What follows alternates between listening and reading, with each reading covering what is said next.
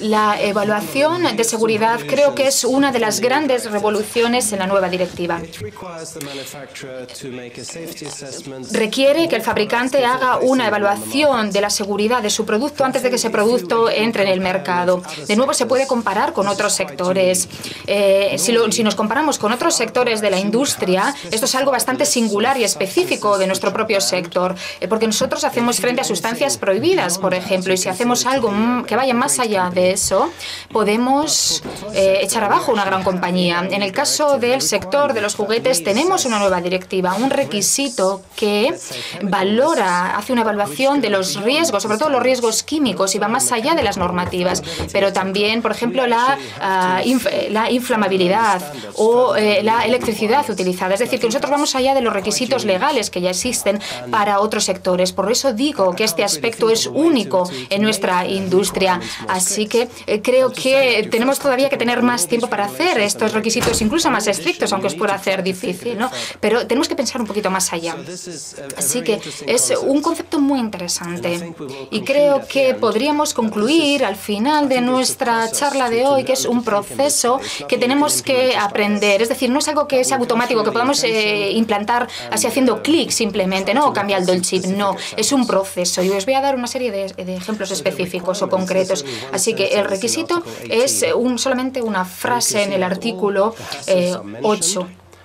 En el artículo 18 se habla de la exposición, por ejemplo, y se habla de los fabricantes. Así que para crear un riesgo o contar con un riesgo tenemos un peligro y una exposición a ese peligro. Eso es el significado del riesgo. Si tenemos un peligro, pero no hay exposición a ese peligro, imaginad, por ejemplo, que pues un pequeño juguete y dentro hay un elemento muy pequeñito, una pieza muy pequeñita que es inaccesible para el niño. Hay algo que es peligroso, pero no hay acceso, no hay exposición. Lo mismo se puede aplicar al razonamiento químico. Hay sustancias que pueden ser peligrosas, pero a menos que el usuario esté expuesto a esas sustancias, no van a suponer un riesgo para su salud. Así que básicamente podemos decir que eso es una valoración de los riesgos. Tenemos los peligros y por otro lado tenemos la exposición a esos peligros. El objetivo, de nuevo, es identificar y minimizar cualquier tipo de riesgo que se pueda presentar. Podemos hacerlo en cualquier punto del proceso de desarrollo de ese producto, aunque esto siempre se tiene que hacer antes del lanzamiento del producto al mercado. Para el fabricante sería mejor hacerlo lo antes posible en el proceso, ya que va a ser mucho más barato cambiar las cosas en el proceso si se realiza de una forma temprana antes que hacerlo cuando ya estamos vendiendo un producto terminado. En esa cadena de distribución, de nuevo, este requisito ya está en vigor y se aplica también a los productos químicos, a las sustancias químicas. Yo dividiría esta valoración de seguridad en tres partes: mecánico-físico, inflamabilidad y mecánico-físico. ¿Por qué? Porque tenemos para los peligros unas normativas muy detalladas. Después tenemos peligros de higiene y radioactividad. No tenemos ninguna normativa estandarizada o armonizada. Por lo tanto, la evaluación de seguridad se utiliza. Y después tenemos los peligros químicos. Tenemos una serie de subnormativas para la migración, para las mezclas químicas, etcétera, pero para los juguetes o los sets químicos, pero generalmente se acepta que la evaluación de seguridad se puede utilizar como una alternativa para un ensayo fácil, simple, una salida fácil. De nuevo tenemos una guía que nos puede ayudar, una guía básica, pero los requisitos en la directiva es simplemente una frase y después tenemos 14 o 15 páginas sobre qué significa este concepto de evaluación de seguridad.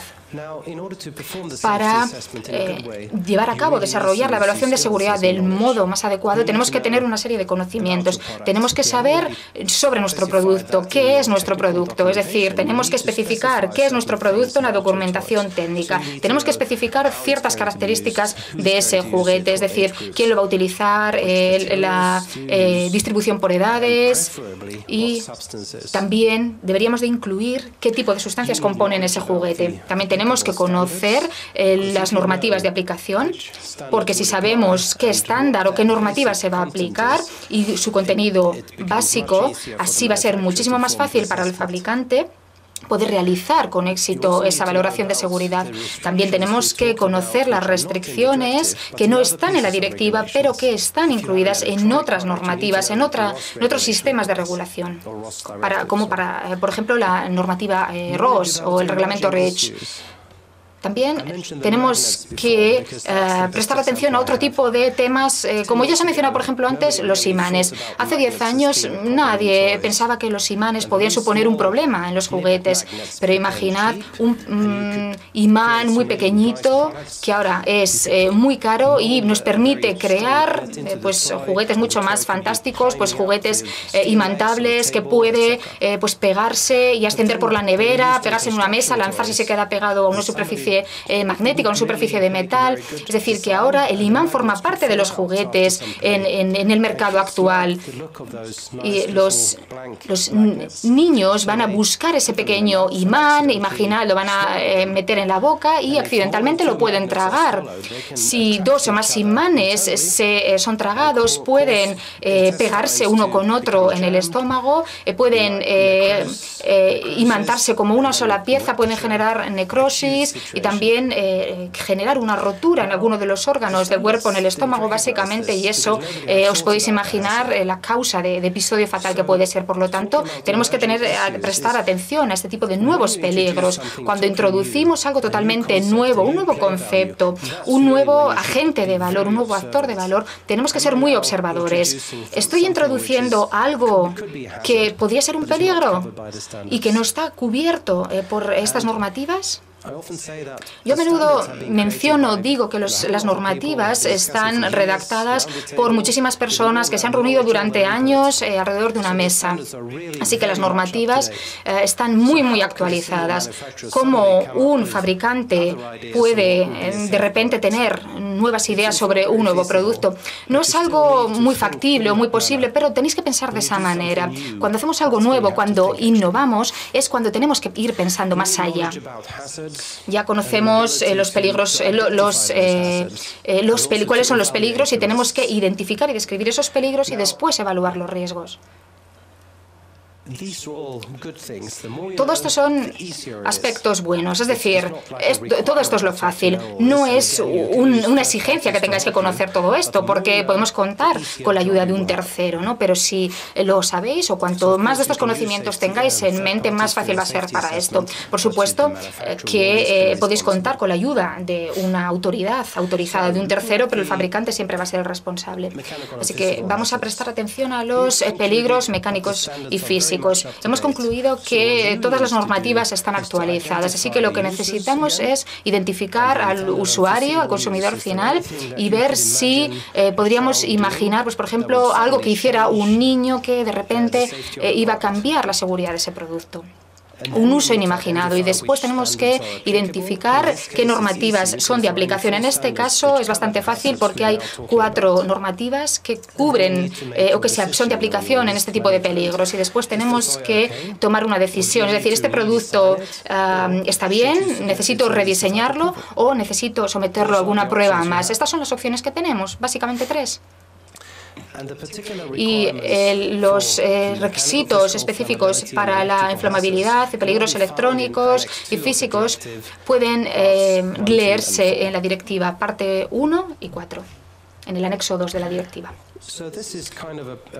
Esto es un proceso en el que identificamos un juguete, describimos su uso previsto, identificamos los peligros y los riesgos, y después identificamos la normativa de aplicación. Después empezamos a comparar. ¿Hay algún peligro que no se haya cubierto o que no sea de aplicación por alguna de las normativas? No. Si la respuesta es no, pues todos los peligros están cubiertos o son de aplicación por esas normativas, y entonces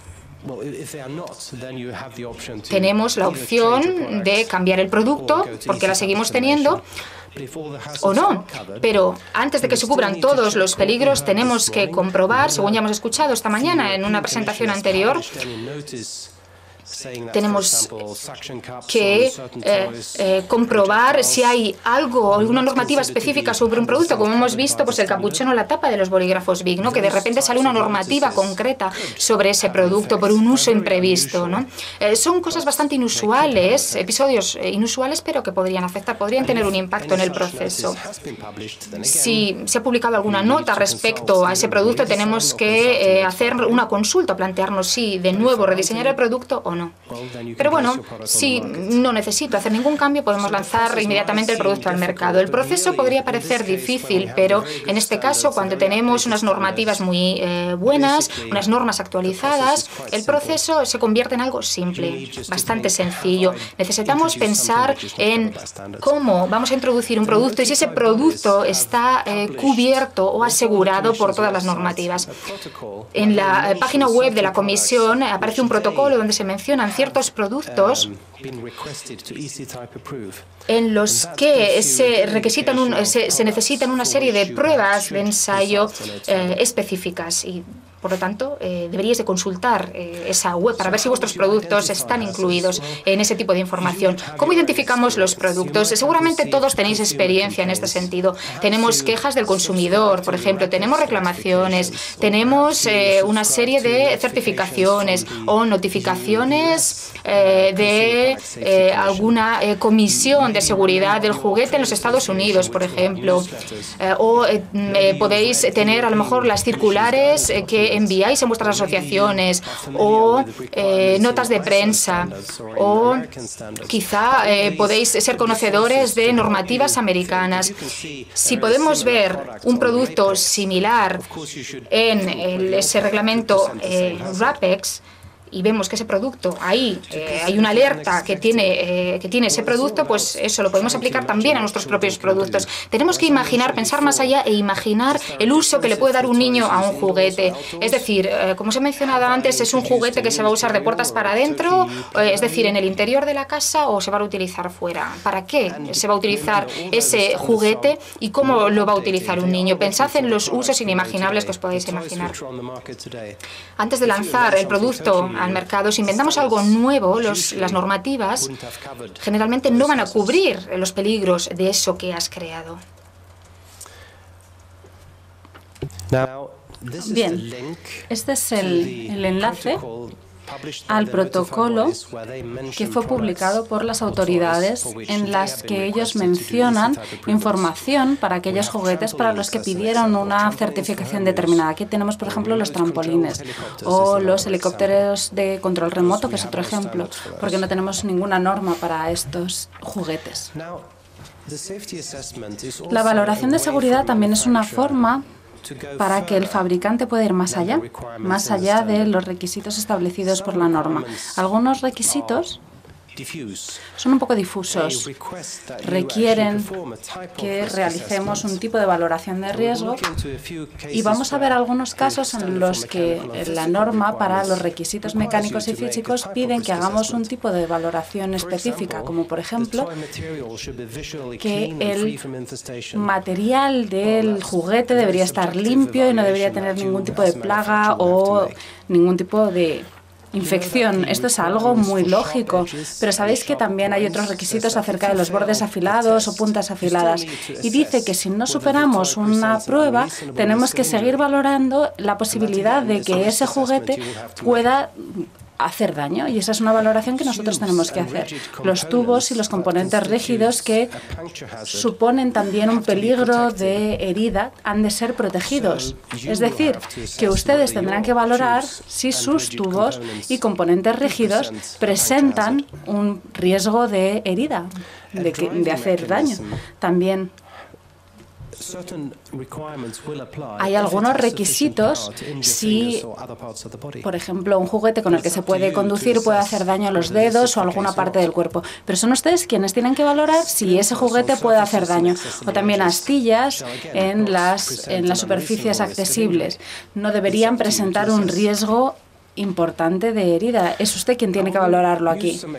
Les voy a dar algunos ejemplos de nuestra empresa para que vean cómo se puede utilizar la valoración interna de seguridad para realizar cambios que no son requeridos por la norma, pero que siguen teniendo sentido. Nosotros producimos una forma de construcción que nos permite que todos los nuevos elementos tengan que recibir aprobaciones. Si nosotros lo aprobamos para su utilización en un modelo, obviamente tiene que poderse utilizar en otros modelos, porque todo lo que se supone con los Legos es que se puede unir todos los elementos para crear lo que se quiera en combinación con los demás elementos. Y a esto le llamamos la valoración de riesgo de los elementos en la fase de diseño. Puede ser simplemente un dibujo, un boceto, y ahí ya empezamos a hacer el proceso de valoración del riesgo de los elementos. Y todo se basa en nuestros requisitos internos, pero esos requisitos podrían reflejar también requisitos de normas y normativas de todo el mundo, y a ello le añadimos nuestros propios requisitos internos. Y cada vez que decidimos producir o vender un modelo nuevo, vamos a hacer también una revisión del modelo que incluirá la valoración de riesgo del modelo, para asegurarnos de que no estamos sugiriendo que se cree un modelo o que se construya un modelo de una forma que podría causar un peligro potencial. Y por último, cuando empezamos con la producción, producimos lo que llamamos un informe de seguridad del juguete. Tomamos elementos de la producción, los probamos, hacemos tests hasta que se rompen para saber que tenemos un buen margen. Por ejemplo, el hecho de que no debe desatarse una parte o un elemento pequeñito cuando estamos haciendo un test. Queremos asegurarnos de que no salga la parte pequeñita hasta que nos utilizan 200 newtons, por ejemplo, de fuerza. Tenemos que nunca estar cerca del límite legal. Siempre queremos tener un margen importante entre los resultados de los tests internos y el límite legal. Y si hemos realizado ese proceso correctamente, nunca nos veremos sorprendidos cuando hagamos nuestros ensayos con el producto terminado con el laboratorio de terceros, porque la seguridad tiene que estar ya incluida en el producto. Por lo tanto, no deja margen de duda. Esto no tenemos que leerlo en gran detalle, pero obviamente verán que esto es simplemente el modelo que utilizamos para la valoración de riesgo de los elementos. Tenemos muchísimos titulares y para cada uno de los titulares, para cada uno de los elementos comprobamos que cada uno de los titulares sea relevante o no. Por ejemplo, cuando producimos algo que pudiera ser considerado un juguete de proyectiles, tendrá que pasar por un procedimiento de evaluación específico. En otros casos, simplemente vamos a comprobar que cumple con la legislación. Depende simplemente de cómo valoremos el riesgo para ese elemento concreto. Y aquí tenemos algunos ejemplos. De hecho, voy a sacar mi bolsa. Seguramente sabrán cuál es el cilindro de los elementos pequeños, de las partes pequeñas, que tiene un diámetro de 31.7. Y tenemos también lo que llamamos un vaso de diseño. También es un cilindro para partes pequeñas, pero tiene una apertura de 36,4 milímetros. Y les decimos a todos nuestros diseñadores que cuando diseñan nuevos elementos en la gama Duplo, que es nuestra gama para productos dirigidos a niños de año y medio a 4 o 5 años de edad, nunca hay que producir elementos que se puedan introducir totalmente dentro de este vasito. Y el motivo es porque si les diésemos este cilindro, se pueden asegurar de que los diseñadores se asegurarían de que tendría 1,5 milímetros más que la apertura. Entonces, para tener un margen frente a la legislación, les decimos, cuando diseñen, tienen que cumplir con esto, no con esto. Así sabemos que siempre tendremos un margen que nos separa de ese requisito legal. También sabemos por experiencia y por distintos informes científicos que los elementos que tienen aspecto de animales o que tienen aspectos humanoides, figurinas, son los elementos que los niños tienden a meterse en la boca, que tienden a acercárselos a la boca o a metérselos en la boca. Y por eso tenemos lo que llamamos la plantilla de 1,5. Y cuando los elementos de nuestra gama Duplo, es decir, los que están dirigidos a los niños más pequeños y tienen el aspecto de una figurita o de un animal, no deben caber dentro de esta plantilla. Por lo tanto, es un requisito incluso más estricto. También tenemos un cocodrilo aquí, por ejemplo,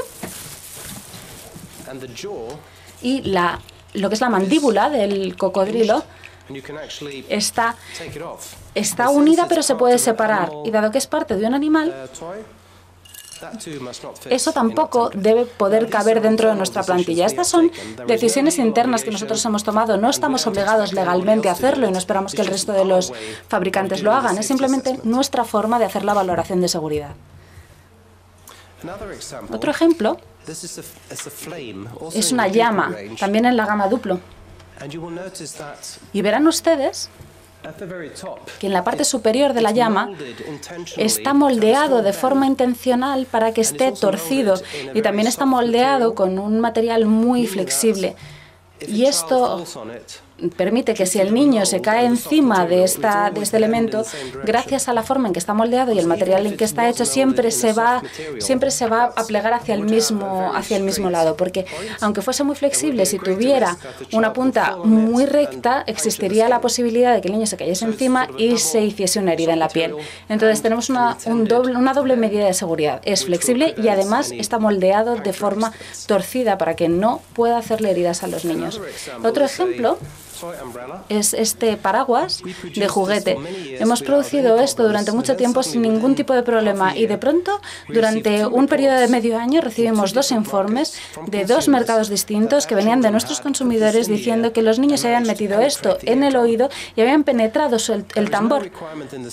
No hay ningún requisito en la norma que pida que se protejan los oídos y seguramente es un accidente muy inusual, por eso no queda cubierto por la norma, pero nosotros sabíamos que existía la posibilidad y no queríamos que ocurriese, así que consultamos a los expertos médicos e introdujimos esta especie de pequeño cuello al paraguas a una distancia determinada del mango del paraguas con un diámetro determinado que nos permite asegurar que no llegará hasta el oído. Es un simple cambio, es una adición a lo que ya había mencionado la norma y lo hicimos por la información que recibimos de nuestros consumidores. Estos son simplemente ejemplos de acciones voluntarias y algo que nosotros hemos llevado a cabo de forma interna para asegurarnos de que no estemos produciendo algo que pudiera causar un accidente, aunque ya cumplíamos con las normas con anterioridad. Esto es un ejemplo de cómo se puede utilizar el conocimiento que se ha almacenado a lo largo de los años para mejorar nuestros productos, además de lo que las normas ya solicitan. Y ahora voy a pasar a los riesgos de radioactividad y de higiene. Aquí no tenemos normas armonizadas y tenemos 2 tipos de peligros higiénicos. Unos tienen que ver con la contaminación microbiológica de los juguetes que pueden tener a lo mejor una base acuosa o pueden tener algo líquido, que pueden tener tornillos, etcétera. Y el otro requisito que podemos tener en la directiva tiene que ver con la posibilidad de lavar o limpiar los objetos dirigidos a niños de menos de 3 años. La radioactividad creo que es algo que no se ha tratado porque no hemos solido tener riesgos de radioactividad en los juguetes, pero existe un requisito en la directiva y por ello tenemos que tratarlo en nuestra valoración de seguridad. Y de nuevo aquí haré énfasis en el hecho de que no hay ninguna expectativa explícita. No vamos a tener que hacer un examen C tipo de riesgos de radioactividad, pero podemos hacerlo. No existe esa obligación explícita, pero podríamos hacerlo. Y encontrarán esos requisitos también en las partes 5 y 6 del anexo 2 de la directiva. Bien, ¿qué es lo que dice la directiva en cuanto a los peligros microbiológicos? Lo que dice es que hay que diseñar los juguetes de forma que se eviten las posibilidades de infecciones, de enfermedades o contaminaciones. Por ello, lo que haríamos normalmente será asegurarnos de que si nuestros juguetes tienen algún tipo de base acuosa o líquida o incluye materiales naturales, realizarán pruebas. Seguramente utilizarán o bien el protocolo elaborado por las autoridades o bien pueden utilizar los métodos que les proporciona la farmacopea, tanto de Estados Unidos como de Europa. Pero he incluido aquí el enlace de las autoridades y su protocolo que explican cómo realizan las pruebas cuando se les solicita que lo hagan. Creo creo que si siguen ustedes las notificaciones de RAPEX verán que en los últimos años es muy común ver que se hacen notificaciones acerca de las burbujas de jabón, porque el líquido puede llegar a cultivar bacterias, puede haber un crecimiento de bacterias y ese sería un riesgo higiénico. También existe un nuevo requisito en la Directiva de Seguridad de Juguetes que tiene que ver con el lavado o la limpieza de los juguetes. Si son juguetes para niños de menos de 3 años, tienen que poderse limpiar. Y si están hechos en un 100% de textiles, tiene que ser posible también lavarlos con jabón. Y la seguridad no debería verse afectada por la limpieza o por el lavado del juguete. Y es importante ser consciente de que la directiva especifica que si limpiamos o lavamos el juguete de acuerdo con las instrucciones del fabricante, el juguete debería seguir cumpliendo con todos los requisitos de seguridad. Y de nuevo, como ayuda, se podría ver lo que las autoridades han publicado, cómo ellos realizarían la prueba de lavado si se les solicitara que lo hicieran. Y aquí también podemos ver cuál sería el proceso, podemos definir un proceso. Primero tenemos que definir si se supone que nuestro producto es para niños de menos de 3 años, porque si no es para niños de menores de 3 años no queda cubierto por estos requisitos. Y después tenemos que preguntarnos si es un juguete textil. Y estamos hablando de 100% textil. Por ejemplo, si tenemos el cuerpo textil pero con brazos de plástico, entonces no está totalmente hecho de textiles, de tejidos. Y si no es un producto, no es un juguete textil, entonces tendríamos que aplicar el requisito de limpiado, no de lavado. Entonces, a lo mejor quieren añadir alguna instrucción de limpieza. Yo, por ejemplo, utilizo el ejemplo de esos patitos de goma que se pueden utilizar en las bañeras. Si lo utilizan en el agua, puede que se llene de agua y entonces sería importante que puedan vaciar el pato para evitar que las bacterias empiezan a crecer dentro del pato. Y para ello, pueden querer informar al consumidor o al usuario de cómo vaciar el juguete y recomenzarles cómo hacerlo y de hecho que lo vacíen después de utilizarlo. Este sería un ejemplo de limpieza. En algunos casos no será importante añadir instrucciones de limpieza porque es obvio cómo se limpian los juguetes. Si concluyen ustedes que es un juguete textil, tienen también que preguntarse si contiene algún tipo de mecanismo que pudiera haberse dañado si lo lavasen con agua y jabón, porque la directiva dice que si existe dicho mecanismo, entonces el requisito no es de aplicación en este caso. Podría ser un componente electrónico, por ejemplo. Pero si no contiene dicho componente electrónico, entonces deberían poder lavarlo con agua sin que la seguridad del juguete se vea dañada por ello. Y en ese sentido, el fabricante a lo mejor quiere añadir instrucciones de lavado. Y yo creo que esa es una forma de que el fabricante limite su responsabilidad. Si ustedes no les dicen a los consumidores cómo han de lavar el juguete, entonces los consumidores pueden elegir hacerlo a 90 grados y con algún tipo de proceso que puede no ser bueno para el juguete. Pero si ustedes consideran que eso no es aconsejable, a lo mejor habría que hacerlo a 30 grados y sin centrifugado. Si alguien, por ejemplo, lo limpia sin seguir sus instrucciones y por ello daña su seguridad, entonces ustedes están en una situación en la que no tienen responsabilidad ninguna porque ustedes le habían dicho cómo tenía que hacerlo al consumidor. Si el juguete contiene un mecanismo que pueda haberse dañado, tendríamos que volver al requisito de limpieza y no lavado.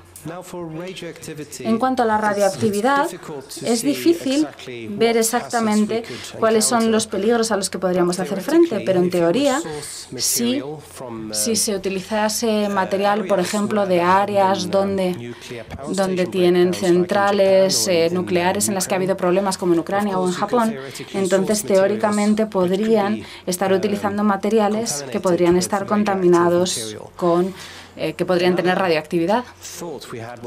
Otra cosa que nos planteamos fue, por ejemplo, los detectores de fuego. A veces tienen pequeños componentes radioactivos. Si ustedes tuvieran la idea de crear un kit en el que los niños pudieran crear su propia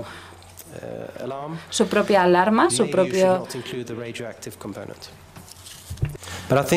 propio detector de incendios, entonces podría ser radiactivo. Pero creo que el proceso es bastante sencillo. Creo que si ustedes no han utilizado materiales radioactivos, entonces no tienen ningún problema. Y si los han utilizado, entonces no deberían vender el juguete.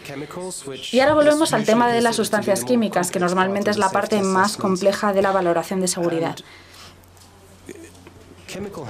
Los peligros químicos tienen que tener en cuenta la exposición, tienen que tener en cuenta el uso que se les puede dar cuando hacemos nuestra valoración de riesgo.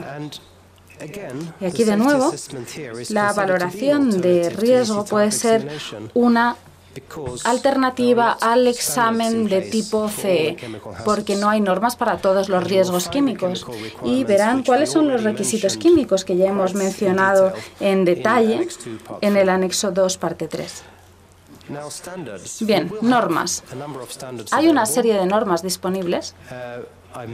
Yo he mencionado que la norma que tenemos ahora mismo para los compuestos químicos orgánicos no ha sido referenciada en el boletín oficial, lo que significa que se supone que no da presunción de conformidad. Esperamos que esa norma sea actualizada, pero se le ha dado prioridad a las otras normas mencionadas para asegurarnos de que estas sí estén en el boletín. Pero no esperamos tener normas para los CMRs ni para las fragancias.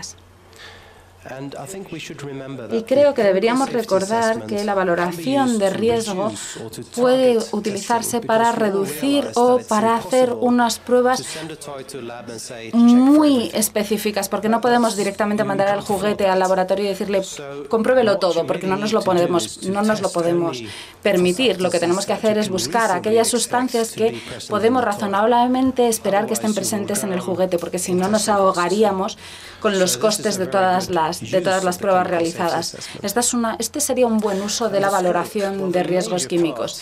Y en cuanto al ámbito, hemos de decir que se supone que lo que queremos es comprobar la probabilidad de que haya presencia de compuestos o sustancias restringidas o limitadas.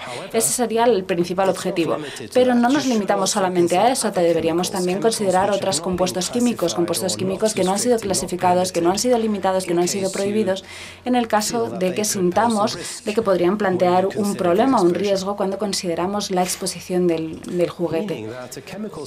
Lo que queremos decir es que esta valoración de compuestos químicos debería tener en cuenta no solo la legislación aplicable, sino también cualquier otro riesgo que al que pudieran verse expuestos los niños que juegan con dicho juguete.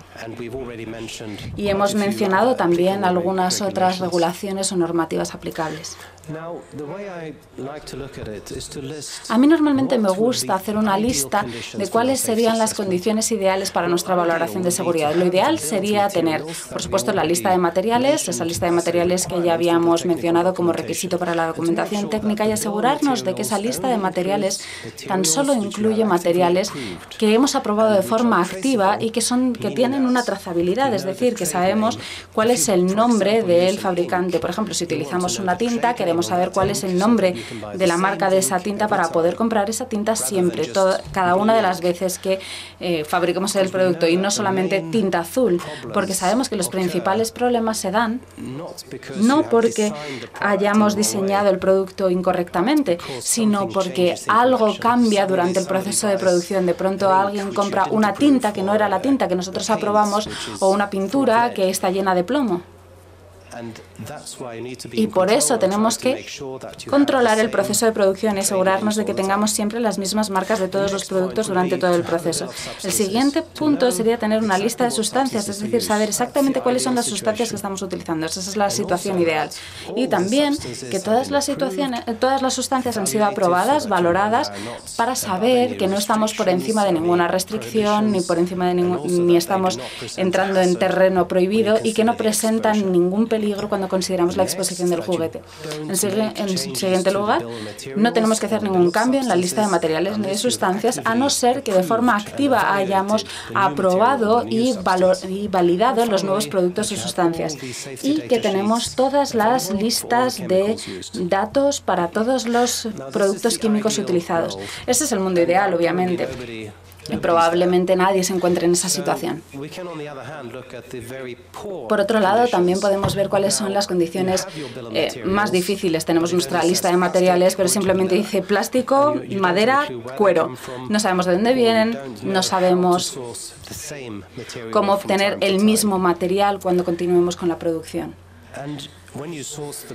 Y cuando obtenemos esos materiales, lo hacemos normalmente por un tema de precios. Solamente nos preocupa el precio de dichos materiales.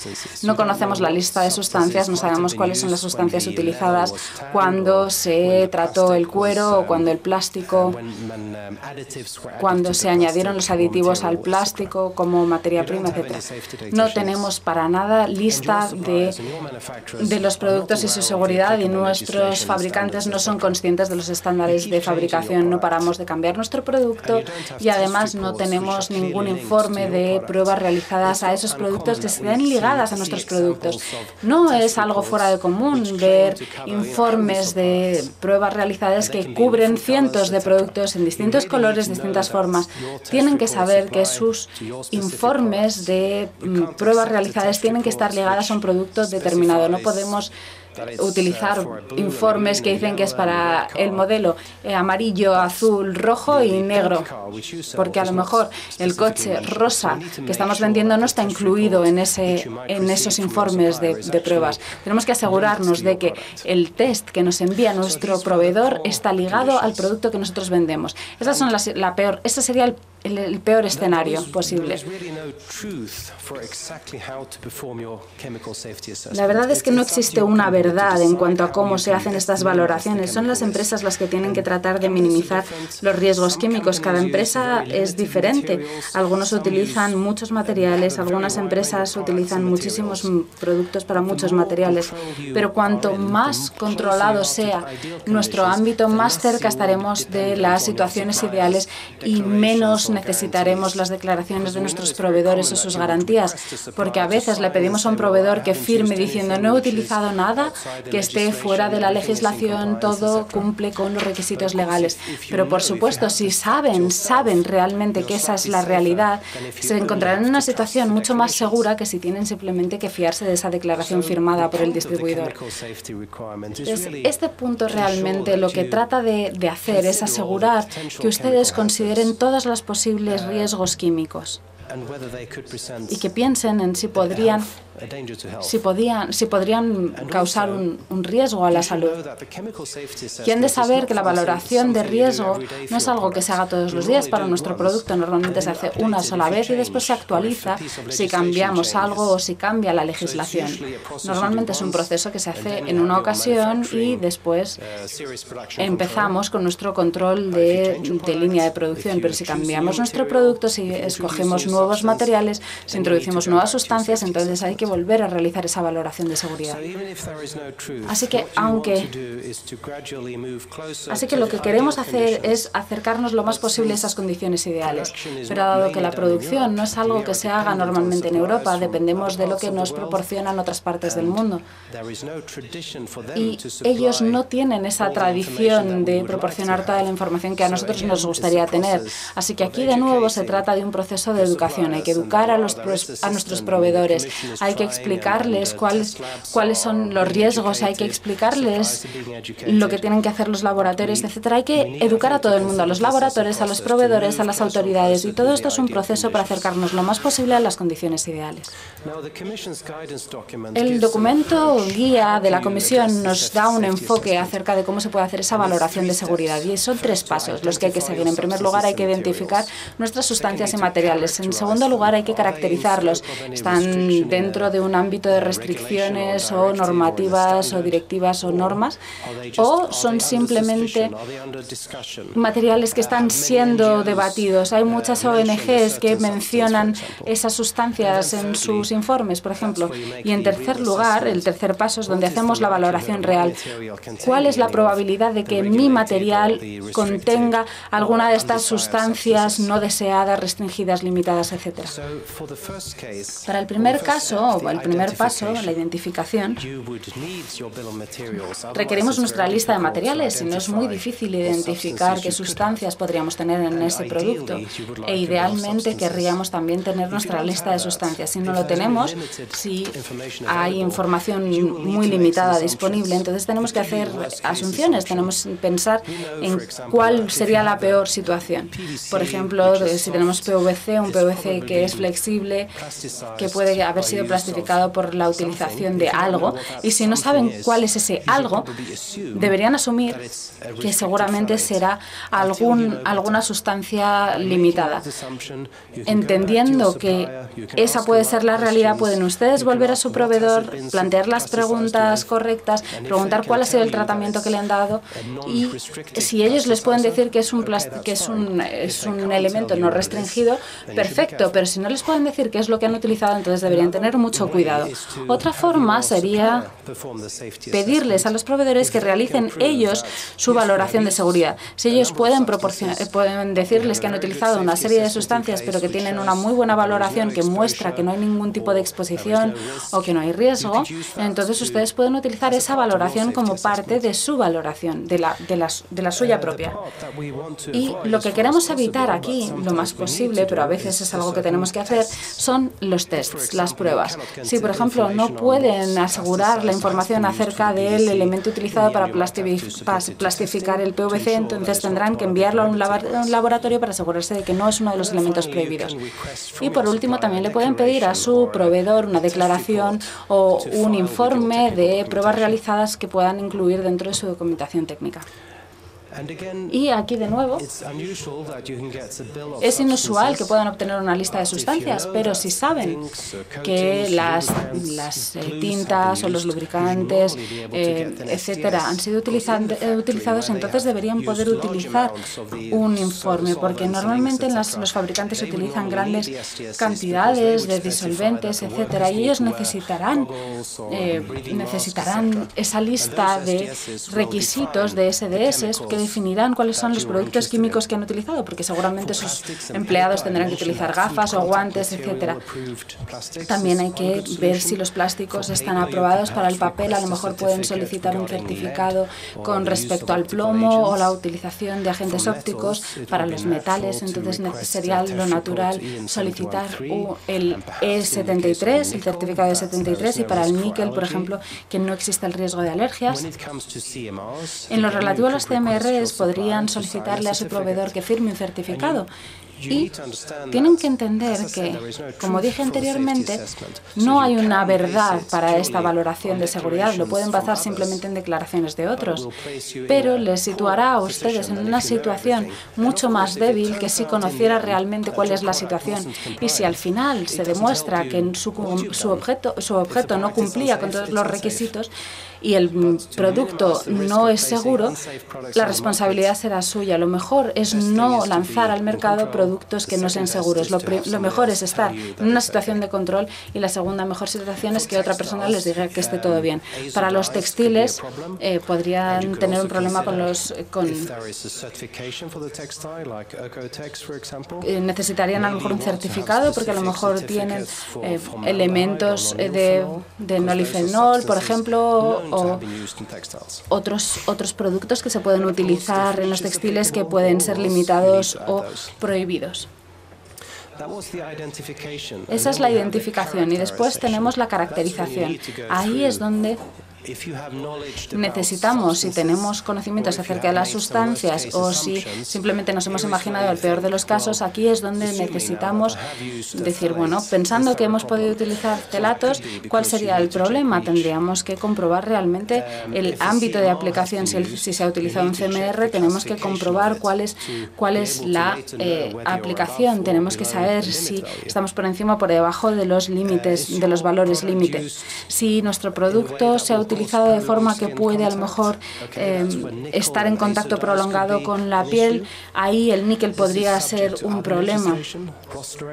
A lo mejor estamos cubiertos por determinadas normas o por la directiva, podemos utilizar la EN 719 o puedo utilizar otra, o a lo mejor si tengo un producto muy específico puedo utilizar otras de las normas. Y está habiendo un debate acerca de algunas de las sustancias que yo he utilizado para la fabricación de mi juguete. No podemos a lo mejor actuar siguiendo los titulares más importantes de los periódicos diciendo estas sustancias muy peligrosas, a lo mejor necesitamos más sustancias, pero si sabemos que se está hablando de esas sustancias, sabemos que esas sustancias no están siendo aceptadas, deberían regularlas, pero todavía no han sido incluidas en ninguna normativa, sabemos que hasta dentro de 2 o 3 años no las incluirán en ninguna normativa, entonces deberíamos empezar a actuar tratando de eliminar esas sustancias de nuestros productos para que cuando ya estén incluidas en normas no los tengamos. Y por último, tendríamos que llegar al tercer paso, basándonos en nuestra caracterización y a nuestras listas de componentes, a lo mejor deberíamos hacer nuestra propia valoración. Tenemos que pensar en los demás componentes, etcétera, incluidos en las directivas, o saber si hay una cantidad, si hay una exposición de otros productos químicos que están siendo debatidos. Y en función de cuánto sepamos, tenemos que hacer esa valoración en nuestro propio conocimiento o en el conocimiento que nos pueden aportar nuestros proveedores, etcétera. Así que este es un proceso que necesita mejorar, necesita actualizarse todo el tiempo, pero sí que estamos tratando de llegar a una situación de perfección. Esas son nuestras expectativas y, por supuesto, lograr esa perfección en toda la cadena de distribución y de producción. Esto es todo lo que quería comentaros sobre esa evaluación de la seguridad. Gracias por vuestra atención.